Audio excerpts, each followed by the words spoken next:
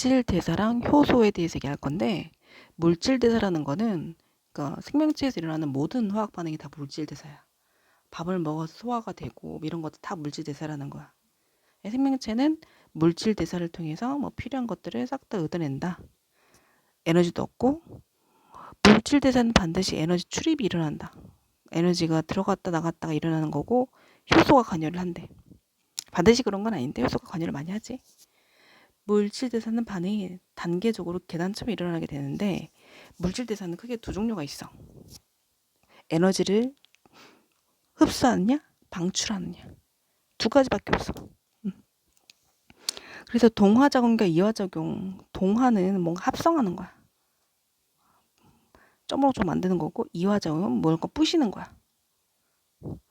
그러니까 동화작용은 너네가 이제 어디 레고방에 가서 레고를 조립하는 거, 이렇게. 레고를 하나 조립해가지고 복잡하게 만드는 거지. 그치? 이게 레고 합성작용. 이하작용은 이제 엄마가 야 얘들아 집에 갈 시간 됐다 그러면은 다 부시고 나오는 거야. 그럼 애들이 부셔지게 이렇게. 그럼 동화작용에는 에너지가 들어가겠어? 아니면 에너지가 나오겠어? 에너지가 들어가지. 너네 집중하잖아. 그치? 에너지가 팡팡 들어가지. 맞지? 그러면은 얘네들 입장에서는 그럴 거 아니야. 에너지를 얘들이 넣어서 얘들을 합성시켰잖아. 그럼 원래 조각들에서는 에너지 단계가 낮았다가 집중해가지고 만들어내다 보니까 얘가 에너지 단계가 높아지겠지. 그러니까 흡열 반응이겠어? 발열 반응이겠어? 흡열. 열은 곧 에너지. 에너지를 흡수하니까 열도 흡수하는 거야. 자, 그래서 동화작용은 에너지를 흡수하는 거야. 알았지? 너네 집중이 쑥 하고 들어가겠지. 레고 조각이. 동화작용은 레고 만드는 거야. 만드는 거. 그래서 에너지가 들어가는 거지. 흡열 반응이야. 광합성도 흡열 반응, 단백질 합성도 흡열 반응. 그러니까 레고 어떤 그 만드는 거가 광합성은 어떤 포도당이라는 또 레고를 만드는 거고, 단백질 합성하는 것도 단백질이라는 레고를 만드는 거야. 근데 그게 부셔. 너네 부실 때는 뭔가 대단히 힘이 들 거잖아. 어휴, 그렇게 힘들이지 않아. 자, 니네 만든 레고 있지? 손에 딱 들고 있다가 일어서서 그냥 떨어뜨리면 돼. 어때? 신나지?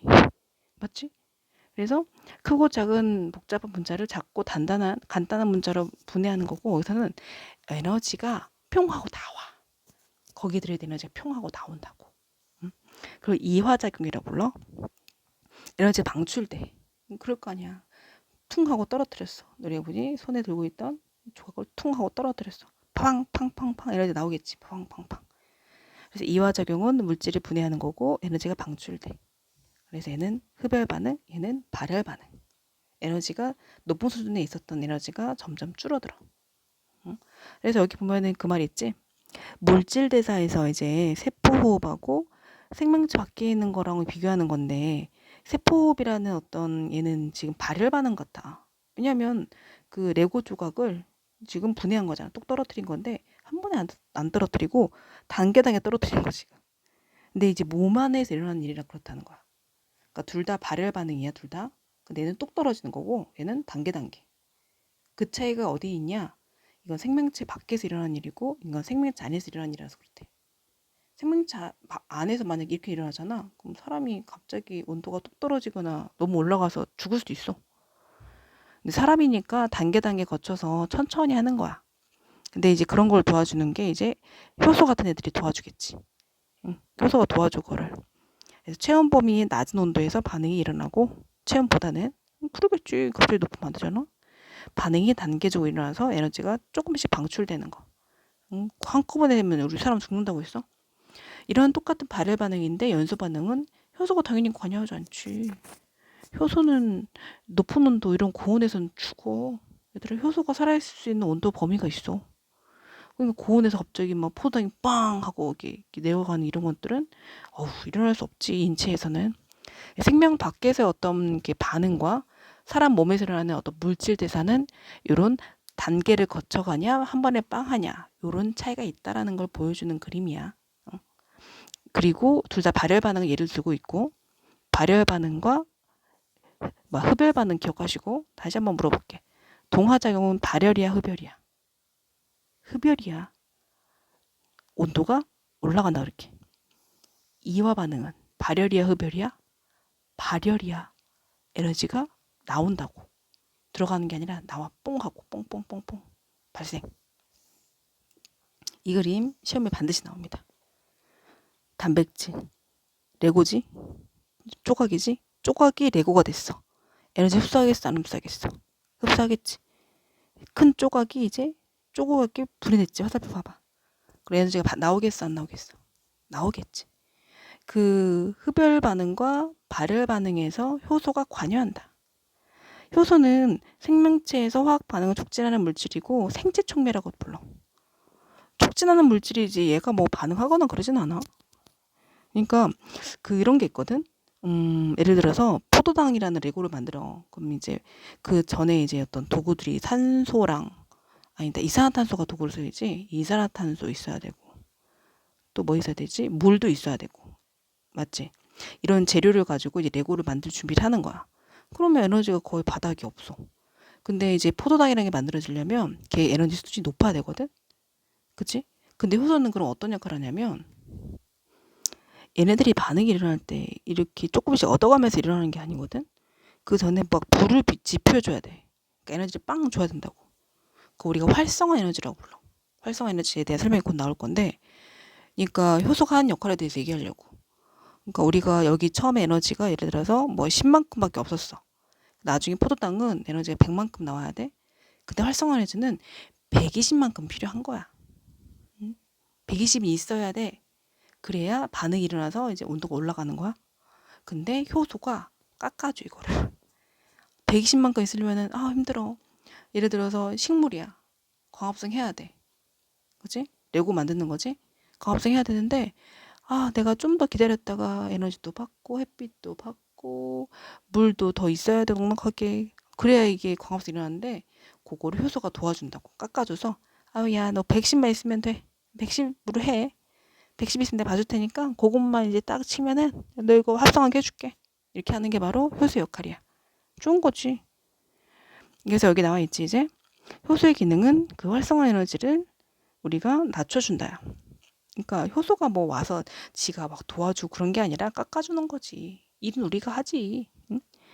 화학 반응이 일어나는데 필요한 최소한의 에너지. 그래서 화학 반응은 반응 물질이 활성화 에너지 이상의 에너지 갖고 있을 때 일어나는 거지. 그러니까 막 일어나는 게 아니야. 반응물이 있고 생성물이 있잖아 지금. 그럼 지금 이건 발열 반응이야, 흡열 반응이야? 발열이야. 올라가니까 흡열 같았어? 아니 요거는 최소한 필요하다고. 여러분 그런 거 알아? 왜 미국 같은 거 갈 때도 통장 잔고 얼마 이상 있어야 된다 이런 게 있어. 미국 그냥 뭐 놀러 가는 거 말고 거기에 이제 살러 가는 거 영주권 따가지고. 그럼 미국 입장에서는 아니 무슨 너네 우리나라에 와서 뭐 이렇게 다 뜯어갈 거야? 야 너도 얼마간 잔고가 있어야 내가 너를 인정하고 우리나라에 살게 해주지. 너 뭐 거지야? 그럴 거 아니야. 그럼 통장고 보여줘야 되지. 이게 그 금액이 얼마 이상 돼야 되거든. 얼마 이상 되는 그 금액 말이야. 그게 활성화 에너지지. 근데 그거를 누가 깎아준다고? 효소 깎아주는 거야. 효소가 감사하게도 깎아주는 거야. 그게 있어야 반응이 일어나는 거지. 그지? 그게 활성화 에너지고 그게 있어야 반응이 일어난다인 거고 효소는 그 활성화 에너지를 낮춰서 화학 반응 빠르게 일어나게 해줘. 뭐 이만큼 모아야 이제 미국 갈 수 있는데 조금만 모아도 미국 갈 수 있게 해주고 그 다음에 이제 내가 돈이 이만큼 있었는데 뚝 떨어지니까 지금 돈이 날아간 거지. 그치? 돈은 곧 에너지. 이거 발열 반응이지. 흡수한 게 아니라 발열한 거지. 반응물보다 생성물의 온도가 낮잖아 지금. 에너지는 곧 온도니까. 자, 효소가 없을 때보다는 있을 때 활성화 에너지가 낮고. 낮다는 말 이해가? 이 산이 낮다고. 효소가 있으니까 활성화 에너지가 낮다. 응? 깎아준다. 효소가 있을 때 반응이 빠르다. 여기가 느릴 거 아니야. 반응열은 반응물의 에너지와 생성물의 에너지 차이. 반응열은 반응물의 에너지와 생성물의 에너지의 차이. 로 효소랑 상관없어. 그럴 거 아니야. 언덕 고개를 깎아주는 거지. 생명체 밖에서는 높은 온도에서 반응이 일어날 수 있지만 생명체 내에서는 효소가 활성화 에너지를 낮춰주기 때문에 낮은 온도에서 반응이 빠르게 일어나지. 감사하지. 효소 때문에. 그러면 그 감사한 효소에 대해서 좀 알아봐야 되겠지. 효소는 주성분이 단백질이라서 뭐 고온에는 많이 변형이 돼. 그러니까 얘가 있을 수 있는 그 어떤 특정한 온도가 있어. 그리고 단백질이라서 효소마다 고유한 입체 구조가 있다. 그러니까 누구나 도와주는 건 아니야. 효소가 여러 종류가 있지만 이 효소는 이거 도와주고 저 효소는 저거 도와주고 전문 분야가 있는 거야. 그거 우리가 이렇게 표현한 것뿐이야. 각 효소마다 고유한 입체 구조를 가져. 그래서 기질특이성이라고 부르는데 그 효소는 그 구조가 맞는 특정 반응물한테만 작용을 해주는 거지. 재사용 가능하지. 왜냐하면 효소가 이제 그 조각이 맞으니까 얘는 되는데 얘는 안 돼. 안 맞으니까. 그래서 도와줘. 그 다음에 생성물 나왔어. 그 효소는 이제 다시 재사용 또 되는 거야. 재사용이 된다는 게 참 중요한 일이야. 그 다음에 여기 변성 봐볼게. 아까 얘기한 부분인데 그 주성분인 단백질이기 때문에 높은 온도는 못 견뎌. 입체 구조 바뀌면 이 기질 특이성이 이제 사라지게 되잖아. 변성된 애들은 원래 있던 그 반응물하고도 이 모양 맞아도 뭐 반응 못할 거 아니야. 그러니까 촉매 기능을 잃겠지. 그치? 그래서 이제 효소와 생명활동인데 효소는 생명체에서 일어나는 다양한 화학 반응에 관여를 하겠지. 광합성에도 관여하고 소화기관에서 너네 효소 아밀레이스 있잖아 막 쓸개즙 말고 또 리파제 뭐 쓸개즙에서 나온 거 이자액 같은 것도 있고 소장액도 있고 소효소들 되게 많잖아. 성장에 필요한 물질들도 합성해주고 출혈 시에도 응고를 시켜주고 이런 것들이 다 효소가 하는 역할이야. 효소가 사용된 얘들 우리 먹는 거에도 되게 많거든. 발효식품들 그다음에 고기 연육제 그다음에 식혜 의약품들에는 뭐 소화기 소화제 혈당 측정기 이런 것들이 있으니까 꼭 꼼꼼하게 읽어봐. 이게 시험 문제야. 예시가 시험 문제야. 구별해야 돼. 이건 읽어보면 되는 거기 때문에 따로 설명 안 할 거야. 생활용품들, 효소 세제 같은 게 있거든. 뭐 그런 거 광고 많이 하잖아 요즘에. 기타적으로 이제 탈색하는 것도 효소 쓴대. 청바지 여러분 색깔 이제 여러 가지 나오잖니. 그 다음에 환경 정화할 때 미생물 효소를 이용해서 생활하수나 폐수, 오염물 정화하는 거 이런 것도 있고. 실제 이용된 얘들은 반드시 시험에 나온다. 그래서 이런 질문들이 효소의 어떤 그 기질특이성 이런 것들을 물어보는 거거든. 그러니까 생간 조각에는 효소가 들어있어 그래. 과산화수소를 분해하거든 얘가. 그래서 3% 과산화수소를 B에만 넣었더니 당연히 B에서 분해가 되니까 기체 나왔겠지. 그치? 생간에 카탈레이스가 들어있어. 맞아. 몰랐어? 따로 안 나오지. 과거에 배운 거라서. 이거 뭐 중3 때 배웠나? 중2 때인가? 그치? 그래서 그냥 이거 상식으로 알고 있어야지. 몰랐으면 그냥 지금 개타시고 시험관 B에서 발생한 기포는 꺼져가는 향불을 넣으면 확인할 수 있다. 그러니까 얘 주장은 뭐야? 누가 나왔다고 주장하는 거야? 산소? 그러니 당연하지 않아? 과산화수소니까 과산화수소 자체가 O3? 잠깐 이거 그 H2O2? 근데 걔를 분해하면은 얘가 O2가 나와. 그래서 불시로 확인할 수 있다. 과산화라는 건 과하다. 산소가. 그래서 분해하면은 산소가 튀어나온다. 물이랑. 그다음에 3% 대신 5% 사용하면은 기포량이 증가한다. 아니, 그렇겠지. 농도가 진하니까. 기포량이 증가하는 건 당연하지 않겠어? 그러니까 3%란 말은 이거잖아. 실제 과산수소 그 3을 넣었으면 물은 97 넣는다는 거잖아. 5%라는 거는 과산수소 5% 5개를 넣으면은 물은 95개를 넣는다는 거잖아.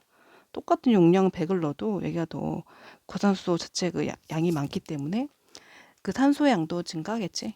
그러니까 어쨌든 이거는 효소에 대한 어떤 그 질문을 하는 거야. 효소가 재기능하니? 이제 감자에도 카탈라이스가 들어있는데 삶은 감자는 의미가 있어? 삶아버리면 안 돼. 효소 죽었어 이미. 그러니까 과산수소를 분해해? 못해. 생감자만 분해해.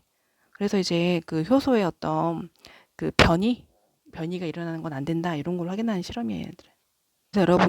그래서 여러분들이 여기 실험을 잘 안 보겠지만 여기 페이지 보면은 효소의 작용에 대한 실험이라고 해서 과산화수소가 물과 산소로 분해된다고 적혀 있지. 그 다음에 감자 조각을 넣은 거고, 그다음 기포 발생한 것도 봤고, 향불 피웠더니 난 것도 봤고, 그지? 다음에 감자를 삶은 감자를 넣은 거가 있나? 감자 조각. 감자와 간을 생으로 사용하는 이유. 그치? 그래서 반성되니까 그런 거고. 감자랑 생간을 넣었네, 여기서는. 여기는 삶은 감자는 안 넣네. 근데 보니까 B에는 감자고 C에는 생간을 넣었는데 기포는 C가 훨씬 활발하다. 생간이 짱이네, 감자보다. 그것도 지금 나올 것 같아. 이야, 기포 발생한 것 둘 다 했는데 누가 더 센지는 안 나왔네. 이런 말도 시험에 나오는 말이야. 시험관 B씨에 과산수를 추가로 넣으면 기포가 다시 발생하냐? 그렇다라고 해야 돼. 효소가 다 쓴 게 아니라 또 재사용되니까 이런 말도 적어줘야 되고. 알았지? 효소 사례 찾으려고 지금 봤는데 16번. 효소의 사례야. 고기의 키위즙, 소변 검사지, 미생물 효소, 발효식품, 미생물 효소, 생활화수 공장 배수 오염 제거, 세제, 섬유, 분해 효소. 옳지 않은 게 무엇일까요? 그러니까 꼼꼼하게 봐야 된다고 했지? 여기 답을 안 알려줄 거니까 여러분들이 앞에 사례 꼼꼼하게 보고 문제는 쭉 푸시도록